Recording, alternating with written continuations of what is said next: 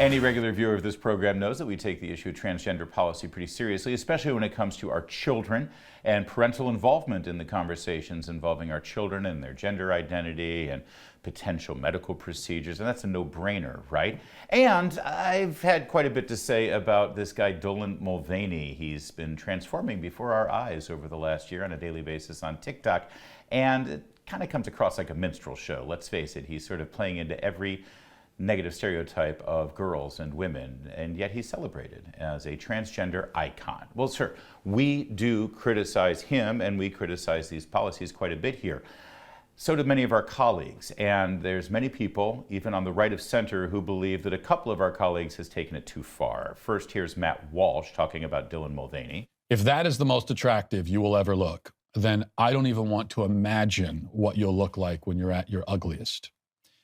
That's kind of a personal attack there on Dylan Mulvaney. And then this weekend at CPAC, Michael Knowles, also from Daily Wire, addressed the transgender agenda writ large. Transgenderism must be eradicated from public life entirely. The whole preposterous ideology at every level.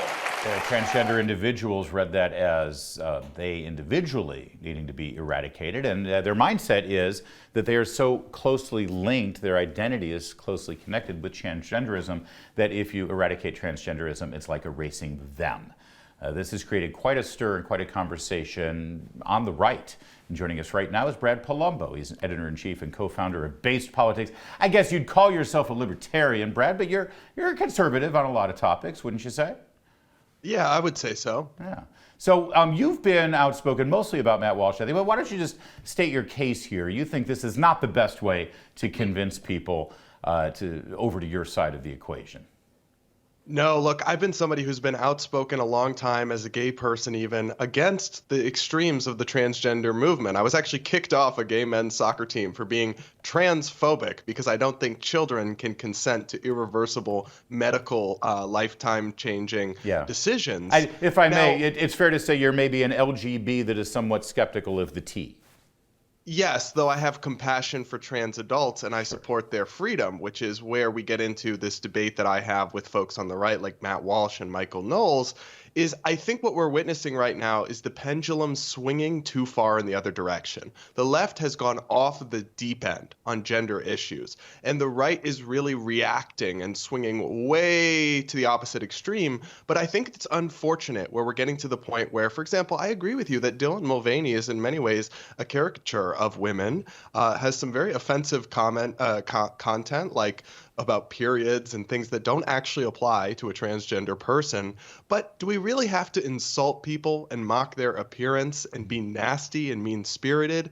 As far as Michael Knowles calling to eradicate transgenderism, I agree he's not literally calling for violence, but what he is saying, or what he's said elsewhere, is that it should be legally banned for adults to transition medically and to live as the other gender if that's what makes them happy. And to me, that's incompatible with the belief in individual liberty and limited government that is supposed to unite people on the right. Matt Walsh would say, and I'm not putting words in his mouth because he said it himself, you know, that these people are trying to harm children. These people are trying to change our society in such a way that it endangers children if their policies were to be accepted, and he has no time for nice talk. He has no time for sparing somebody's feelings. He's trying to save children. How do you respond? Well, you can be very direct and very harsh and attack positions and ideas without attacking people. And I guess it depends what your ultimate goal is. Is it persuasion or is it rallying up your own side? Because the people that watch Matt Walsh talk about Dylan Mulvaney and clap already agree with Matt Walsh. But what about the millions of people that actually agree with Dylan Mulvaney or have some affection for Dylan Mulvaney or even are just kind of, not that informed on this issue? If their first introduction to a right-wing perspective is someone like Matt Walsh going viral for being nasty and insulting and ad hominem, I think that will actually put off a lot of people who are in the middle, who maybe aren't tuned into this every day like you or I, who don't follow this, because ultimately I think most Americans have kind of a live and let live persona. They care about protecting kids, of course, but what adults choose to do in their own lives, most people I think are okay with that, even if it's not what they would personally do. And I think, unfortunately, common sense positions like protecting fairness in women's sports, acknowledging biological realities, or protecting kids from decisions they're too young to consent to in terms of medical transition, those positions become tainted when you tie them to the most maximalist anti-trans position of banning adults. I mean, there's a couple states right now, like Oklahoma and South Carolina, that are considering legislation that would make it illegal for 26-year-olds to medically transition. I'm sorry, they're adults. Let them do whatever they want with their own body. And when you're tying up common sense critiques and pushback with extreme positions, you're isolating large swaths of the public who are persuadable and are reachable on these issues. Well, maybe we can find some common ground here.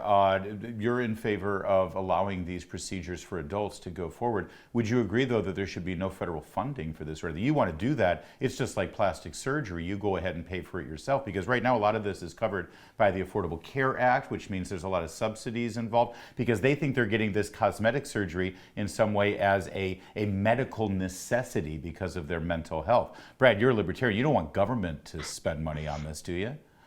No, well, I think people should have to pay for their own health care regardless in almost all situations. So I'm completely on board with that. But I think it's unfortunate that we are seeing people go overboard on this. In I think 4 or 5 different states, Republican lawmakers are trying to tell people that grown adults can't do medical transitions. And I'm sorry, that's not in line with their freedom. Let them live how they want. I think you were right when you said the pendulum is swung. I think that's where conservatives find themselves right now flat-footed, because they were sort of taking the live and let live position. They were like sort of saying, listen, what you do in the privacy of your own home and what you want to do with your body is one thing. And the next thing we know, we're not even debating about childhood transition. It's already set up as policy. We didn't even get to have the debate or a vote about it. We're now in a position where we have to make the argument why we want to rescind those policies against children. So, forgive many of us if we're not, overreacting to the fact that this sort of happened while we weren't looking. You know what I mean, Brad? I do know what you mean, and it's a very natural tendency to swing to the opposite extreme when something goes too far. I just think we have to be cautious about it, and we have to remain compassionate and make sure that we strike an approach on these issues that is actually in line with our values, because the problem that Republicans have had for a long time is saying one thing but not living up to it, talking about being fiscal conservatives but then still spending trillions of dollars and running up the debt, talking about living out family values while having big scandals in their own personal lives that get exposed. And when you talk about limited government and freedom, but then you essentially want to push laws or reactions that restrict adults, you discredit your values to an entire generation of young people who could be persuaded. I am a member of Gen Z. I can tell you a lot of young people aren't on board with this woke insanity. But if all they see as an alternative is a really extreme right wing that reminds them of like the 1970s or something, that is not going to win them over, and they may end up sticking with the left by default. We have to make sure not to go too far the other direction. First of all, the music was better in the 70s, all right, Brad, so don't sort of look down your nose at it. Secondly, though, I'll agree with this. I think Matt's argument against Dylan Mulvaney somehow turned Dylan Mulvaney into the sympathetic character in all of this. I don't know if that was his intention, but it certainly ended up being the case. And I bet if he had to do it all over again, he'd rethink that monologue. But well, can I just say one thing quickly about that, right? Is his documentary, What is a Woman, was effective because he was asking questions and inquisitive, and he exposed the bankruptcy of the ideology on the far left. I agree. He didn't attack and destroy. Completely agree. All right, let's continue this conversation another time, Brad. We're out of time. It's O'Connor Tonight. Keep it here.